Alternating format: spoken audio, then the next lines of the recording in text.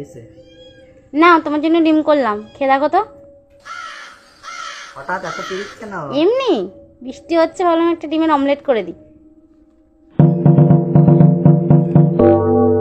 কে বলো, আমি খাইয়ে দিচ্ছি, দাঁড়াও। কি হয়েছে? হঠাৎ কিছুই না, এমনি দেখো, খেয়ে দেখো কিরকম লাগছে।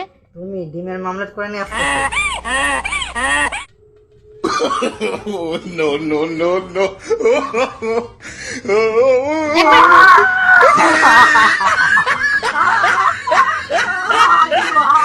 দেখো,